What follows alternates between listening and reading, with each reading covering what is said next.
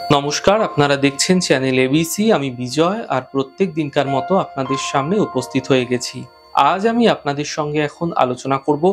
দেখুন, জন্মছকে লগ্ন থেকে ঘড়ির কাঁটার ঠিক বিপরীতে একাদশতম যে ভাবটি আছে, আমাদের জন্মছকে আয় ভাব নির্দেশ করে থাকে, যাকে আমরা একাদশ ভাব বলি। জন্মছকে ভাবটি খুবই গুরুত্বপূর্ণ, কারণ এই ভাবে এবং ভাবপতির শুভ বা অশুভ প্রভাবে আমাদের অর্থনৈতিক দিকটি কিন্তু নির্ভর করে থাকে। একাদশ ভাবের সাথে দ্বিতীয় ভাবের গুরুত্ব কিন্তু এক্ষেত্রে অত্যন্ত বিশেষ গুরুত্বপূর্ণ। এই একাদশপতি জন্মছকের কোনো কোনো ভাবে অবস্থান করলে কি ফল লাভ হতে দেখা যেতে পারে, তার একটি আগাম আভাস আপনাদের জানানোর চেষ্টা করব এখন। তা আপনারা অবশ্যই আপনাদের সাথে কিন্তু মিলিয়ে নেবেন।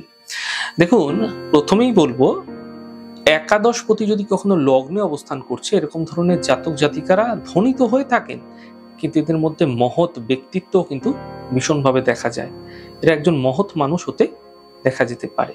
যদি একাদশপতি দ্বিতীয় অবস্থান করছে, তাহলে জাতক জাতিকা ভাগ্যবান তো হবেন, কিন্তু খরচ এদের ক্ষেত্রে প্রবলভাবে হবে, খরচ প্রচুর হতে দেখা যাবে।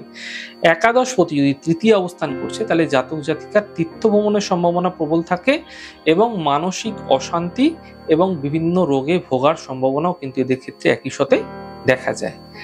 একাদশপতি যদি চতুর্থভাবে অবস্থান করছে, তাহলে পুত্র সন্তান যুক্ত হবে, সুকর্মরত ব্যক্তি হবেন, পিতৃভক্ত হবেন এবং এরা সুখী এবং ভোগী হতেও এদের দেখা যায়। একাদশপতি যদি পঞ্চম ভাবে অবস্থান করছে, তাহলে জাতক জাতিকা সুপুত্রবান হবেন, ভোগী হবেন, সুখী হবেন এবং সুকর্মরত হতে তাকে দেখা যাবে। একাদশপতি যদি ষষ্ঠ ভাবে অবস্থান করছে, তাহলে জাতক জাতিকা শত্রু দ্বারা উৎপীড়িত হতে পারে, শত্রুর কষ্টে কিন্তু অনেক সময় তাদের ব্যয় করতে হতে পারে, রোগগ্রস্ত হতে পারে, দীর্ঘস্থায়ী রোগ হতে পারে এবং কোনো প্রবাসে তার বসবাস কিন্তু হতে দেখা যেতে পারে।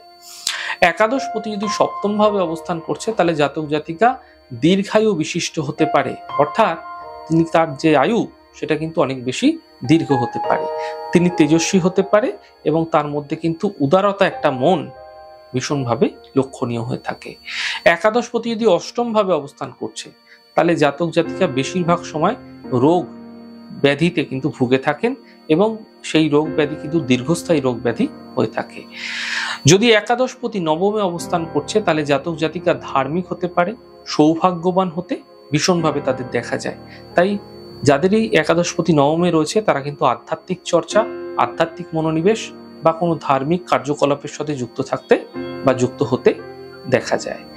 একাদশপতির দশমে অবস্থান জাতক জাতিকায় এক্ষেত্রে কিন্তু ভীষণ ধনিত হয়, মাতৃভক্ত তো হয়, তবে পিতার সাথে বিভিন্ন বিষয়ে মতের মিল হয় না। তাই পিতার সাথে কিছু কিছু ক্ষেত্রে ভীষণভাবে মতবিরোধ কিন্তু লেগে থাকে। একাদশপতি যদি একাদশে অবস্থান করছে, তাহলে উপার্জন কিন্তু ভীষণ ভালো হবে, জীবনে প্রতিষ্ঠিত তো হবেই, তবে জাতক জাতিকা প্রচুর অর্থ এরা কিন্তু বিভিন্ন ভালো কার্যে ব্যয় করতেও দেখা যায়। অর্থাৎ অর্থ উপার্জনও যেরকম এরা করবে, এরা জীবনে যেরকম প্রতিষ্ঠা হবে, সেরকম কোনো দান বা সেবামূলক কার্যে কিন্তু এদের অর্থ তারা কিন্তু ডোনেট করতে দেখা যায়। একাদশপতি যদি দ্বাদশে অবস্থান করছে, তাহলে জাতক বা জাতিকা এরা কিন্তু সর্বদা মান সম্মান নিয়ে চলতে ভালোবাসবে, দাতা হবে, কিন্তু অর্থ ধরে রাখতে পারবে না। অর্থ উপার্জন করলেও অর্থ কিন্তু জলের মতো ব্যয় হয়ে যাবে, যাকে বলা হয় আয়ের থেকে ব্যয় বেশি, এমনটি কিন্তু এদের ক্ষেত্রে দেখা যাবে। তাহলে আজ আমি আপনাদের সাথে এখন আলোচনা করলাম বা একাদশপতি কোথায় অবস্থান করলে কি ফল বা কি পরিণাম দিতে পারে সেই সম্পর্কে আপনাদের সাথে আজ আলোচনা করার চেষ্টা করলাম।